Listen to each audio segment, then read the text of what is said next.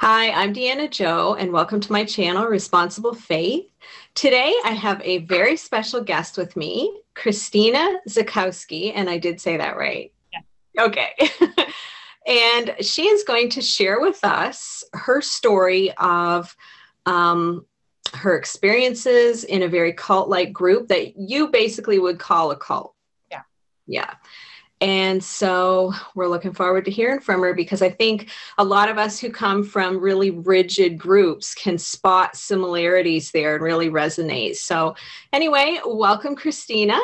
Thank you. Thanks for having me. So I guess we'll just jump right in. So you can start at the beginning. And what was your upbringing and early religious experiences like? I am a native German. I live now in Minnesota since about 11 years, and I was raised Baptist. That is for Germany very unusual, though my church was fairly large, and I knew all the other Baptist churches because there was also a more regional approach to services where all the youth would go from the different Baptist churches and so forth. So for me, I was raised in religious community, and it was very personal. It made a major difference for me. It made me talk about all the things I heard in church to my friends and to the people that didn't want to hear it. People would often say to me, "You should be a pastor." Or even we would have neighbors that would approach my parents saying, maybe they can stop evangelizing our children now. And that's all very, I don't ever want to say positive. That was just what it is. It was somewhat the center of my life. What it did, though, the theology that I was raised in got me in other world kind of a thinking. It's like, this world is horrible. Let's just make it to heaven. And that had affected my mental health, but I don't know if my mental health would have suffered without church community as well. I just know that it gave me this desperate, in despair, and I was very suicidal from a young age on, and I don't know if that comes from being told in heaven that everything will be fine. That you think, oh, if I was dead, then. I'm not sure if that's how it went, but I just know that I had a voice to cry out to, and I know other people don't have that. So I know there was a value to it, but it was also kind of a cycle of one may have caused the other. But being born into a very mixed parent relationship, my father is a German, my mother was born and raised in Paraguay. Though she was a German, but she brought a faith element that my father didn't have, and he was a strong introvert versus my mother, strong extrovert. And I find myself kind of in between, but that community aspect really set me on a track for thinking that it's right to be part of something where you volunteer, where you give your gifts. But looking back, the thing that just strikes me is that I had so much hope because I knew God was listening, and yet I was so lacking hope for my day-to-day life. So in that time, when it got really, really bad after starting to go to college in one town and then kind of admitting to everybody and myself that I'm not feeling life savvy, that I don't have hope what to do with myself, that I didn't know how to do anything apparently. My parents decided to put me, and I was already 21, to a clinic. So I was in a Christian in-house treatment clinic for 3 months. And there, my faith was revived in a way where I got more exposure to more spiritually like charismatic people, which is, as a Baptist, something that I hadn't known at all. And I got very curious. I want to know more about the Holy Spirit. And I had my first vision that I felt like set my life on a different track. And from there, I decided to move to yet another town and become a teacher. So I went to go to college in a new town, and as soon as I was there, didn't know anyone, got just desperate again, didn't have a therapist. That was also a mistake. I should have had that all set up. I fell back into the old hole. And that's when I went. My mom nagged me for a year, and I was kind of like, yeah, I don't know if I want to go. I went to the Baptist church in that town, and that is where I met my people that I call my cult leaders. Okay, so it was kind of a fringe element in the Baptist church that you attended. Mm-hmm, mm-hmm. Yeah. The person that ended up being the cult leader was a youth pastor there, and I had heard about him from different people and kind of pieced it together that this must be quite a special man. He was also a police or related to the police at the time. So people had different experiences with him, and they were all remarkable. So that people would say, that must be a wonderful man. And so when I heard him preach on a Sunday morning, that thing that you get, that I'm the perfect follower from very little on. You come to church, you listen to people talk, not just talk, to preach, and you're supposed to believe that. That's what I was raised in, and it just stuck with me. So to see him, I just wanted to be part of whatever he was selling. I bought it. And it became a movement. That's how we called it. It was ecumenical. There were Catholics and all sorts of different Protestants invited to the services. They were taking place in hotels. And I thought that was exactly the place where I could now offer my gifts of creativity, writing skits, all the things that I used to do in the church, and act and be really, myself and feeling alive. And it seemed like that was the place, and they saw something in me. So that's kind of the setup.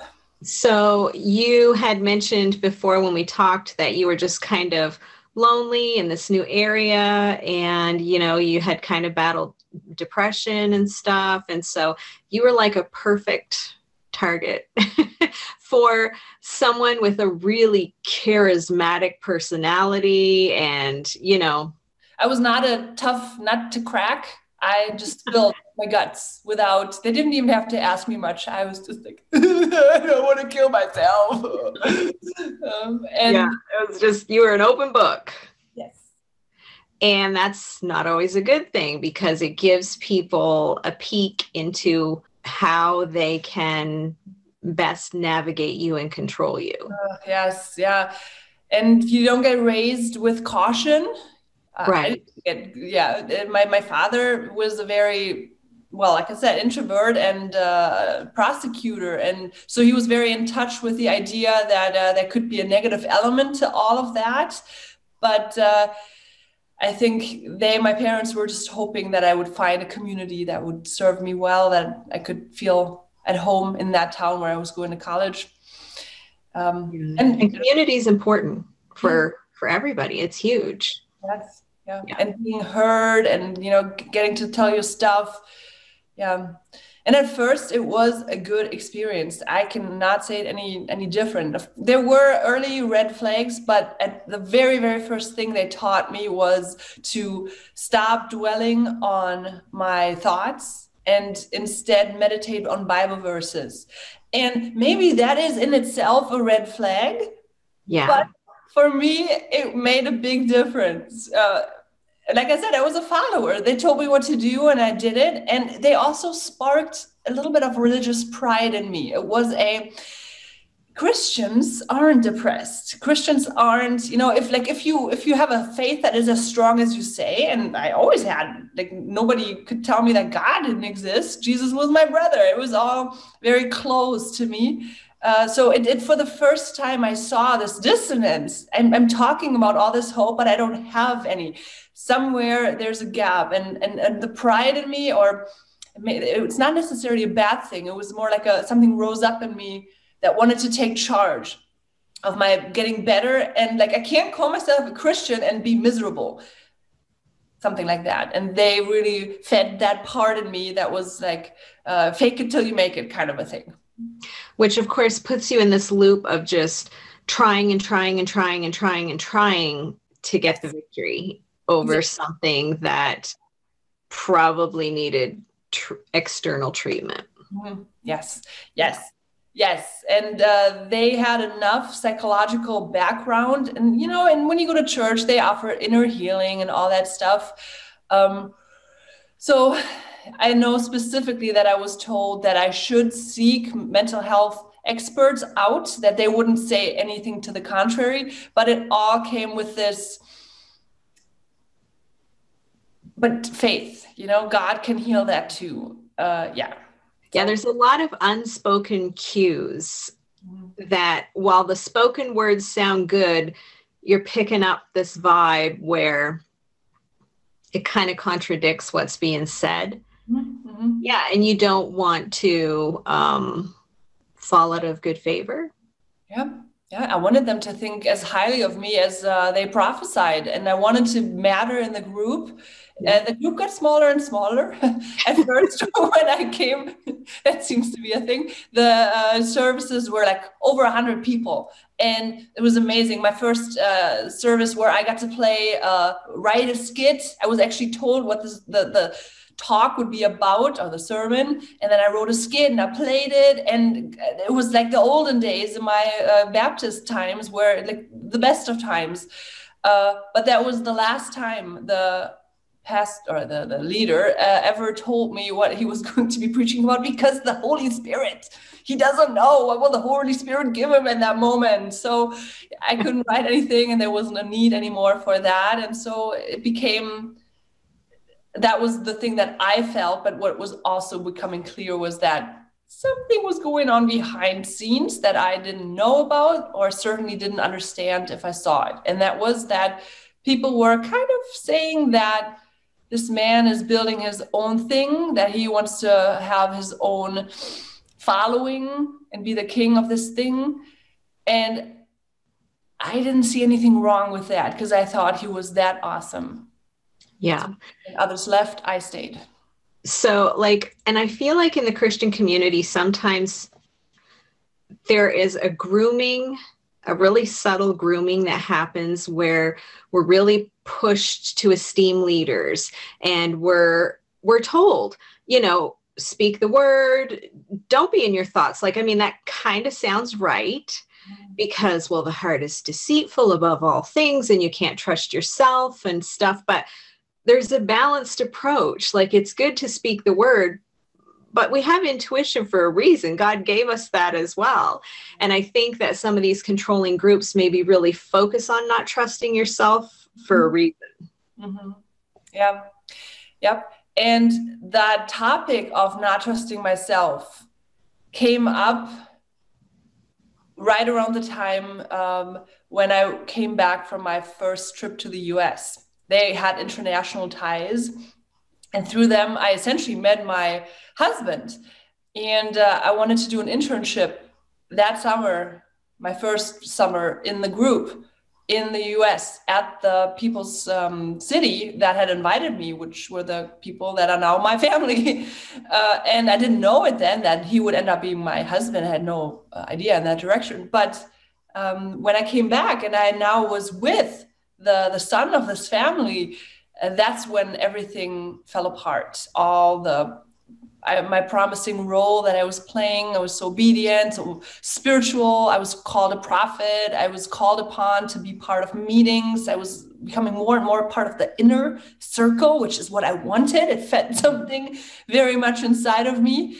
And that's when that all fell apart, because they didn't think I should be with the guy, and certainly not move to the US or have anything to do with this. I'm kind of in Germany, but I'm also visiting the US a lot. That was all, no, this is the YWAM aspect that I didn't understand, that I only understood when I later researched what YWAM is like, or can be like for many people, that you can't leave your station or your whatever that's called, your little cell where you're living. You can't leave it. You can't go to weddings or funerals or whatever outside of that town, because your missionary city is that. Can't leave it. And so that was the reality, that they hadn't really told me, that I actually was not allowed to leave town. But that ended up playing out in many different ways that it took me years to put that together. But if I wanted to stay out of trouble, all I had to do and say was, I always want to live right here in this town. I don't want to go anywhere. Here's where God put me. Here's where I belong. That felt very... That's common in evangelical churches too, like the more extreme ones where, the pastor says, well, God has planted you here, therefore, you can't go anywhere else, you can't move. He'll tell me if he wants you to, and this is going to be a shocker, but God never ever tells him for you to take your tithe envelope with you. It's just something God never does. I don't know. Weird. Yes. Yeah, not even on vacation. So I remember trying to come to terms with, I will never go to Spain again. Never. That was crazy. Yeah. The world got very, very small. Yeah. And it's about control. Like from looking in hindsight and from the outside in, it's so obvious. But when you're in it, like everything is so complicated and intertwined that it's hard to see it clearly. Yeah. I couldn't leave because everything had to be true. Everything. It's not, they're humans. They get it right sometimes and they don't get it right sometimes. It was their 100%. And the idea was that they would raise me up to the same level where I could just be a mouthpiece for the Lord and everything would just be so holy and right and people would have to listen. But that obviously in itself is sick, but the way I received it was also sick because I allowed people to be in that place where everything is true or nothing is true. And basically everything that people that weren't part of the group would say to me, well, wouldn't be true because they weren't part of the group. They weren't vetted. They weren't submitted to my authority. So I couldn't trust anyone. And that was always in the back of my mind. Even if I left, where would I go? Because the fire is burning in our midst. We have it all together here. This is where the Lord is present. Mm-hmm. And I don't want to leave that behind. So I literally couldn't go because nowhere else to go. Yeah. I'm hearing that and it resonates with a lot of other groups as well. Yeah. Just it's all, I don't know, Christmas tree, but the decoration may be a little bit different. Yeah, basically. Yeah. And so during your time in this cult, you jumped the hoops, you had this carrot on the stick that you wanted to, reach this high level in God, and you were doing what you were told because that was the only way to get it done. What changed? It's working for you up until it's not. When did it stop working? I think I saw discrepancies more and more, where it became clear to me that the leaders had struggles. So you started listening to your own thoughts then. Kind of, yeah, you could say that. My own discernment. Yeah. And I felt like that they were not hearing me. And it wasn't necessarily even, it started to be a nagging thing inside of me, but it literally started out with visions. I had visions and I would tell them, so the Lord is telling me that you need to be more careful with your words. And then they would be like, oh yeah, of course. Yeah, they were jokesters. That was their thing. They would always be in joking mode until they weren't. And then it was, as we say in German, beer serious. It was machine gun, we chop you off. It's that bad. That, and like, oh no, I darkened the mood here with my disobedience. But it started with those things and they would not better themselves. And I realized this is a one-way street. They tell me what to do all the time. They criticize me to no end, and I can just never get it right. But if I feel I have a valid criticism, they ignore that multiple times. And there's even Bible verses that say that there shouldn't be a foolish word coming over our lips. And here they were talking stupid stuff all the time. And it was bothersome. That's part of the narcissism, I think, that I didn't understand then. But it started at the top. The leader would be driven around by the co-leader. And I now think that was because he was drunk all the time.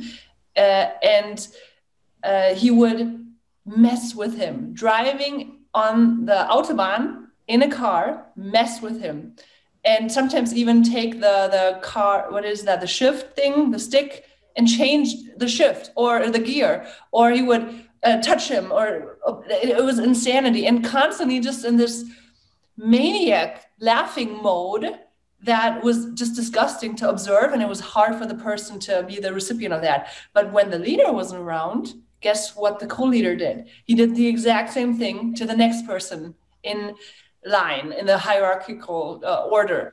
And I observed that, and I was so low at the bottom, I would be very hardly ever be treated like that. And I didn't have a car, so that helped. So things like that, they got to me. And bringing that up was again ignored. It fell on deaf ears. But, well, very long story short, complicated story short, my husband, and then the man that I wasn't allowed to be with, came to Germany and proposed to me. And I accepted. So now we were engaged. He had actually asked for forgiveness of the cult leader before and submitted to him to just, follow protocol so he could even see me at all. So I don't want to say that gave me strength, because it didn't. They sucked him to the point where he didn't see straight anymore. But once we were married, I think we gave each other some kind of a strength, and this all happened within weeks. That he wrote the main leader an email, and he felt like he was prophesying. He felt like he was like, was it Isaiah or Jeremiah? He was calling them bad shepherds. He had spent the months that he lived in Germany, over half a year about, living with the younger boys of the group, because of course we couldn't live together, and saw what they had done to them, how they had destroyed their mental health, their well-being. They both those boys, they were, I call them boys, they were younger than me, so they were late teens, whatever that's called, like before 20. Mm-hmm. And then in the years that I was there, they were over 20, but they had convinced them somehow that they were in all sorts of sexual sin trouble, and the cure was to constantly seek forgiveness from the Lord, to constantly repent for your sin that they were trying to convince them of they had. It was the worst stuff that you could think of, like pedophilia. And it was a group thing. We all, I became part of that, because that's what we were told, that they had horrible issues and they needed to free themselves off of that. And so when my husband lived with them, he heard them through their rooms, through the doors, cry out to the Lord, sing worship songs all day long, and they were just miserable because they couldn't fix whatever supposed problems they had, to the point where one of them even had himself checked into a psych ward for 72 hours because he was just done. And then he was done with the group, thankfully, too. He's fine, by the way. I have contact with him. He's doing well now. He's married. He's doing well. But that all is stuff where you have to say there's the promise of the Lord that came through the leader, and then there's reality and the discrepancy at some point. If you can ignore that, you shut off something of yourself, your conscience, I guess, essentially. And my husband couldn't do that. And so he wrote this email with the greatest fear of the Lord. He thought, like, he was so scared to do that. And then the response, that was the crazy part. And it was just as dismissive as they had been toward me. It was like, oh, you just feel bad for them. You know, it's like right now they're talking about, if you go on Twitter, empathy is a sin. Someone started saying, I saw that. How ridiculous. Ridiculous. But I think it explains why a lot of Christian leadership treats their congregations the way they do. Then exactly. And then also, if you then say, well, if you feel bad for that person, that's a sin. What are you doing? You're shutting up the people that are criticizing you rightfully, because you don't want to change the way you act. And so that was essentially it. But something, like I said, grew inside of us to this point where I had this dream And we were both, I don't know if I said this so clearly, deadly afraid to leave on our own terms. The theology was, if you leave, I mean, at that point, the theology was, if you leave, you probably go to hell, or you're leaving, the covering. So that means something horrible is going to be your life. Your life will be hell, and then you go to hell, probably. And that didn't seem very appealing. So we needed to hear from the Lord that we could leave. And I woke up one morning with a dream where my husband took me by the hand and led me into the desert. And the desert, I didn't understand the dream for anything, but that James was going to lead me away. And then there was also a door that, when I turned around, turned into a brick wall. So that morning that I woke up with that dream, I was fearfully praying and wondering, is the Lord talking to us that we can leave? And it was that morning that he said, my husband, he doesn't feel welcome anymore in Germany and he wants to leave. And so I told him about the dream, which led to us fearfully for weeks praying if this was him. And I confided in a friend in the group, and she told the leader. We got a phone call. My husband now got a phone call telling us that we're out, that whatever we're onto, they're not part of that, and they're out. And that was a gift, but it was this carpet the rug under the feet were shoved up we were flying freely and completely afraid and completely relieved. It was all insanity. But that is kind of how that exit was possible. Yeah. And so what was your mental health like leaving? Because when you've had fear planted in your heart, even if you intellectually and mentally know you're right in leaving, you still have that nagging fear. Yeah, my mental health wasn't good. But I was also too taught to pretend that I got it together to seek out help. That's a huge part. And I feel like I'm still peeling on that. Like, I can go to the doctor if I have medical issues. But if I feel more psychologically challenged or whatever, then it's taken years to be able to say, I need help. I'm kind of suffering. Or to even say what I'm going through, that's actually suffering. It's not just, to give myself that empathy. I didn't have that. And on top of that, I had been so mean to my fiance husband, that he didn't feel much empathy for me. He was more concerned with his own suffering, because I was part of the machine that had pulled him in, and he couldn't at that point see me for the victim that I was myself, and I couldn't see him for a victim either. I could just see that we wanted to be together, but it was also very complicated. Yeah, so we did decide to go back to the US, where he's from, and we've lived here ever since. But there was very fear-filled months until we actually came into this house. There's a lot of fear. Yeah.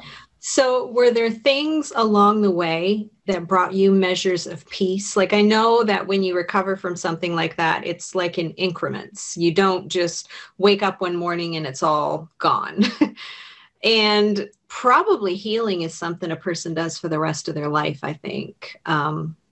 That's been my experience. But were there moments that you can point to where you can say that was a big help to me? Mm-hmm.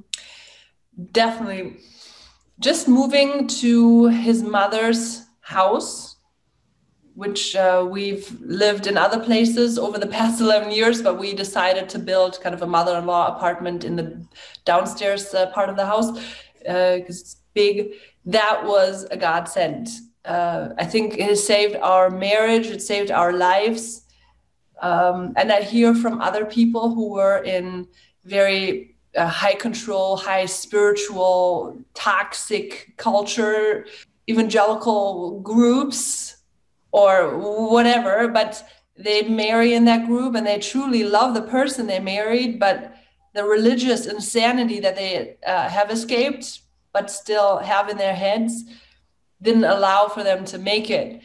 And that's heartbreaking. But thankfully, my mother-in-law was a huge anchor, I want to say. She was Catholic. She was also moving in evangelical circles at the time, and that's where I kind of found my first faith home again in different churches in the area. Our city is kind of known for having an attempt at unity, for better or for worse. And so her motherly, but also very spiritually sound, but also psychologically sound attitude made all the difference. I would just talk, tell well, this happened and that happened. And then she would help me see that that behavior from that person was wrong.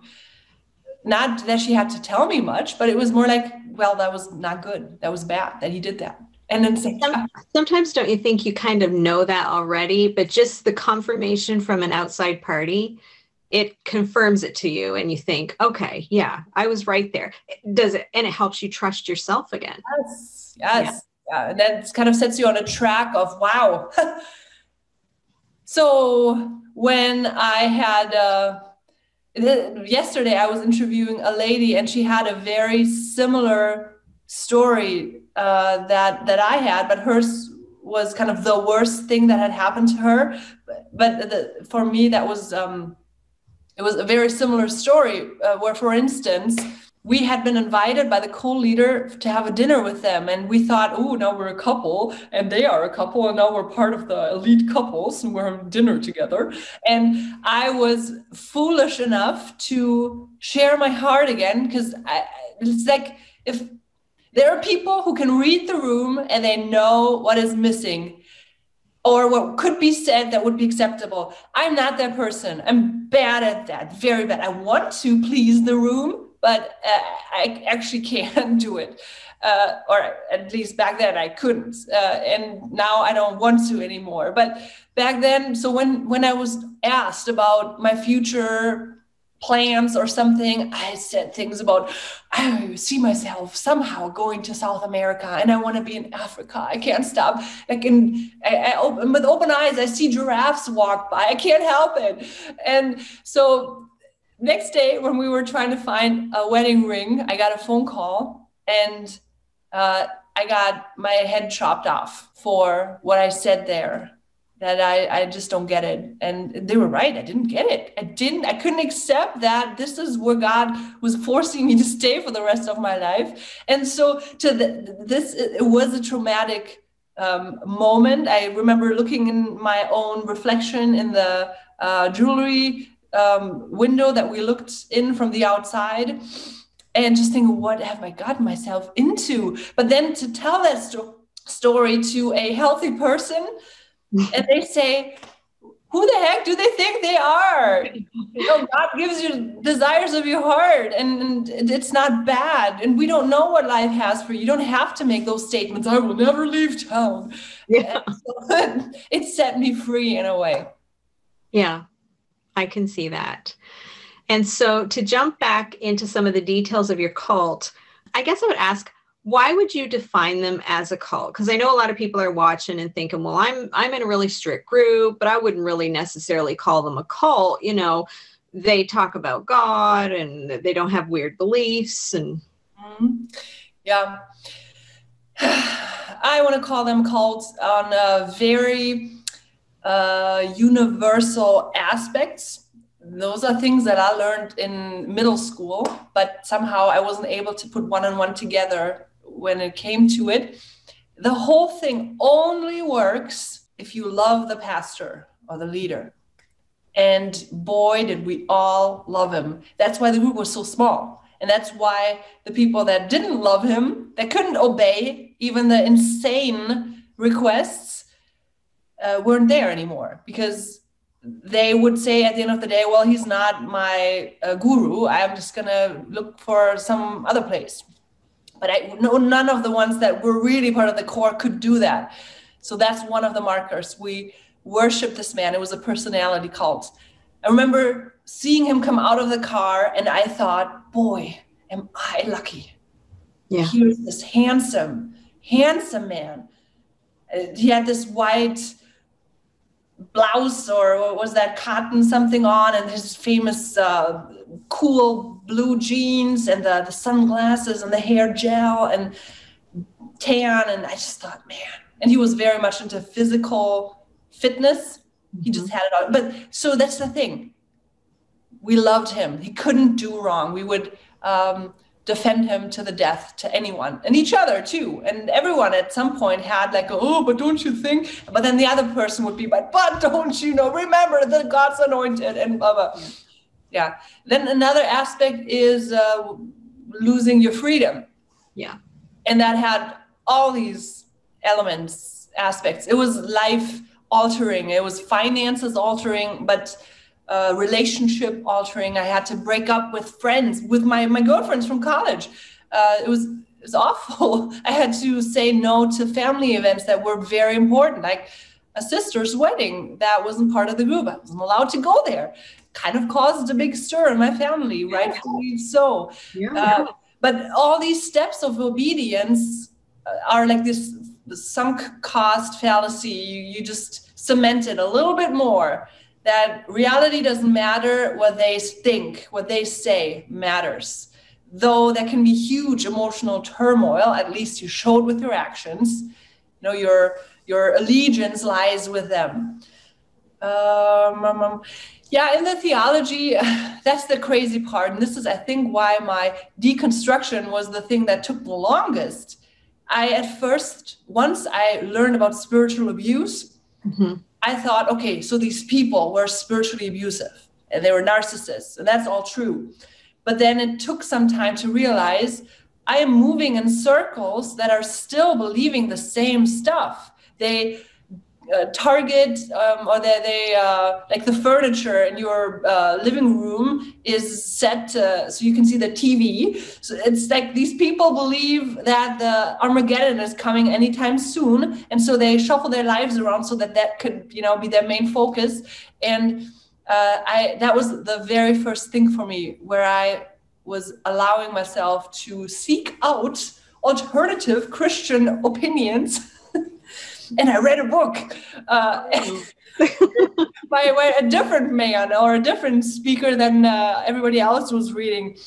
And honestly, I gave the book to someone, but I don't know if now that I read it 4, 5, 6 years, I don't remember anymore. I read it a long time ago, and I might now think it's corny, and I might disagree with half of it, but I appreciated that the book was written by 2 authors, and they weren't agreeing on exactly, you know, what the future holds. And that was very healthy for me, a person who was taught to believe what they were told, and then be like, yep, certainty, this is it. And now I'm defending certainty. And that aspect of, you have to believe this if you want to be part of our thing, that's another cult giveaway, if you will, to me. Yeah, long answer. So you had mentioned before, so basically like a lot of control is a big part of what made it a cult. And when you and I had talked before, you mentioned like a lot of control surrounding money, and they had courses they taught, and you had to pay money to go take these courses. And I told you, I was like, it sounds like Scientology. Like it almost has that, you know, you're leveling up with all these courses. And you said they cost thousands of dollars?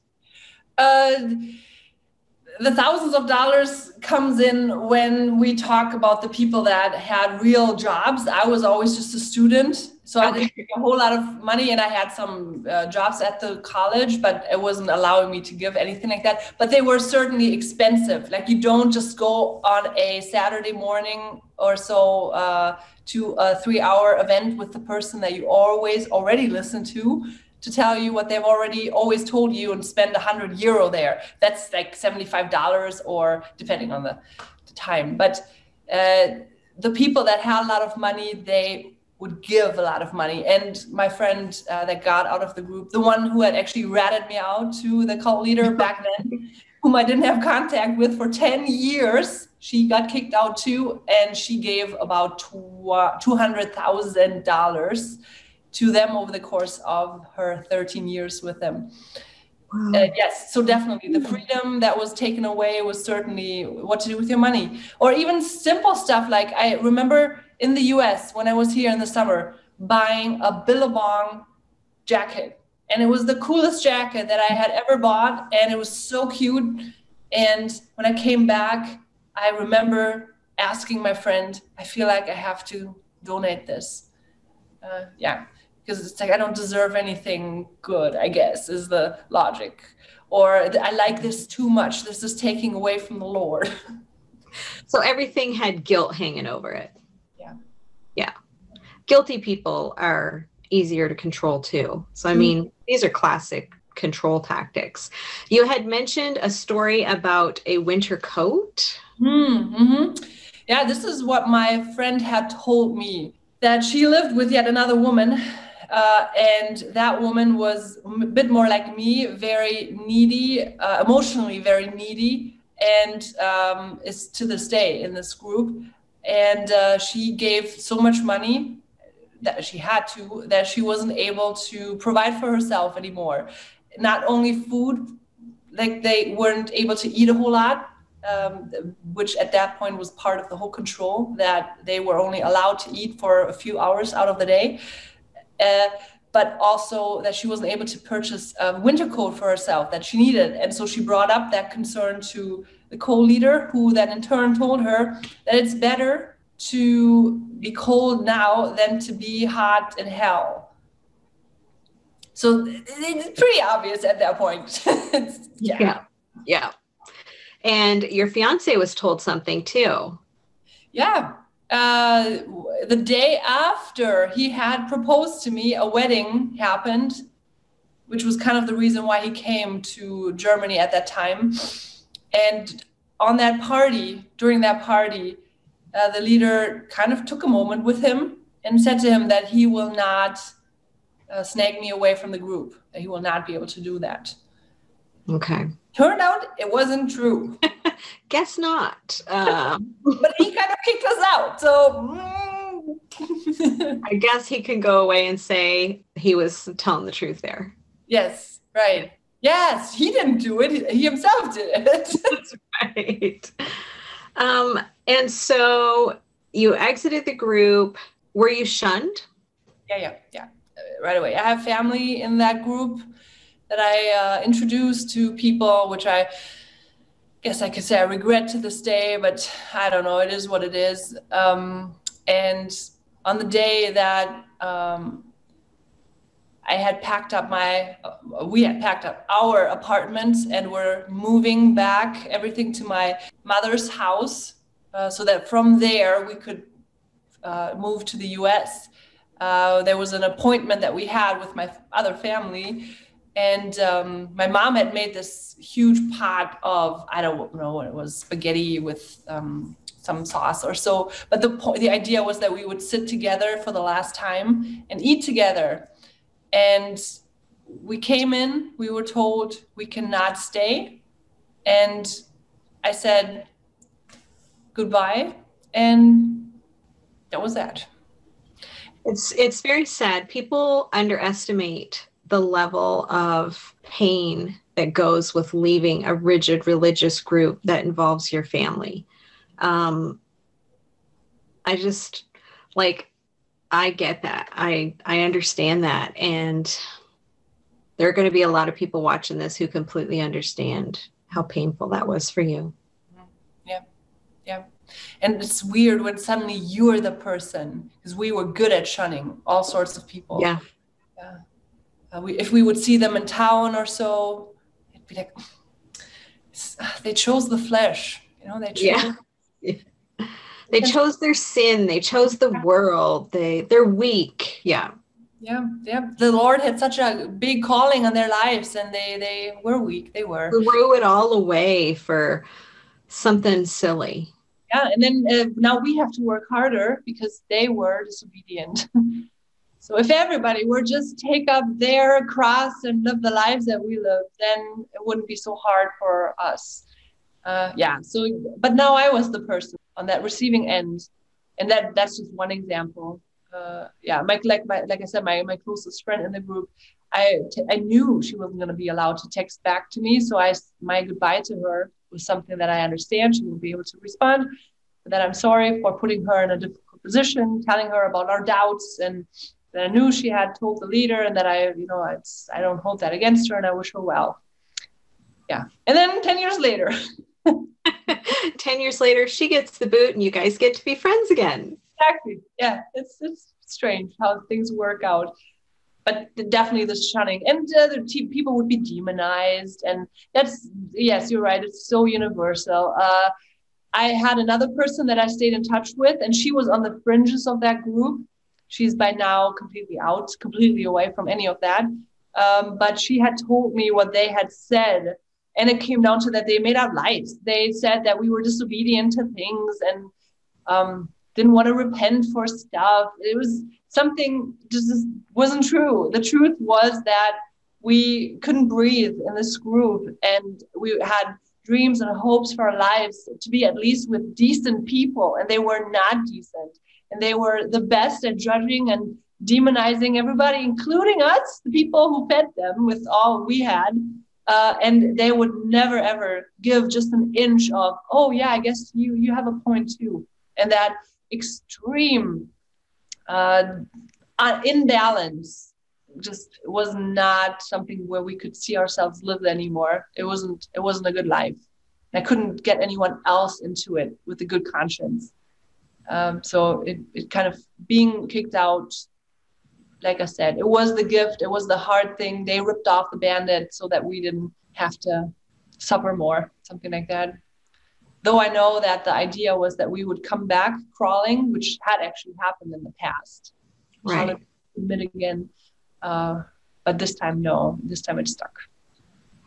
Well, I'm happy to hear that. And I know that your experiences have birthed compassion and ministry in you that you would have never had the depth to fully understand had you not been through all this. And for anybody who's ever emailed me or sent me a message, you know that I point you to especially 2 videos that you did where you interviewed the authors of The Subtle Power of Spiritual Abuse. And those are excellent interviews. I'm going to link them in the description. I wanted to mention too that Christina has a channel of her own, and it's called Truth Emotion Studios. And I will drop that link in the description as well. And you can head on over there. And her and I joked because I said, like, I always feel like I have to make a disclaimer if I'm sending people to someone's materials, because Christians can be some of the most, how do I say this nicely, rigid people on the planet. And so I would hope if you follow my channel, you get that my whole approach is take responsibility for your faith, figure it out. You're not going to agree with everybody on everything, but it's good to educate yourself. It'll help you understand people better. So I'm not saying I agree with everything everybody says. The same as every other resource I've sent you to doesn't mean we agree on everything, but that is like a thing in the Christian community where it's like, you've got to agree with my 17,000 viewpoints. And if you don't, well, we can't even be in fellowship. I think the world has a nice phrase for that. You either can be right or you have a relationship. Yeah, exactly. So I'm going to send you there. She has some great stuff. And I always ask everyone I interview, because people are curious, your faith journey. Where has it led you? Where would you say you are right now? Yeah, I was raised in fundamentalism. It was very heady, and our relationship to Jesus was to the Bible. And there was this certainty, and that's kind of a buzzword too among like the circles that I am, in my faith world. That certainty was the thing. You had to believe just the right thing. So that led to the next step, where the cult leaders, they spoke my language, but they also spoke the evangelical or Pentecostal language that I didn't know as a Baptist, and that led to, oh, here are the correct changes to my faith house, my theological skeleton, if you will. And I may have not even been saved back then. Though I got baptized, I wanted to be baptized when I was 9. So I may have gone to hell back then. So that was different certainty, but even stronger, more radicalized. And now part of that certainty was obedience. I have to be obedient. If I'm not obedient to the man who is the voice of God in my life, then I'm not believing in the word that Jesus has spoken, and hence I'm not a Christian, so I'll probably go to hell. So all that has led me to taking apart this weird jumble of, well, certainty on everything. But when what you're so certain about and reality don't match up, now I don't ignore the discrepancy anymore. And I cannot call things love that I'm supposed to accept as love. You know, like God is love, but he's also just. So like God is love, but he has to obey or bow to the God of justice, and he's somehow bigger than our God. And so he can't help himself but, you know, call these people like, oh, you'll be going to hell, you'll be going to heaven.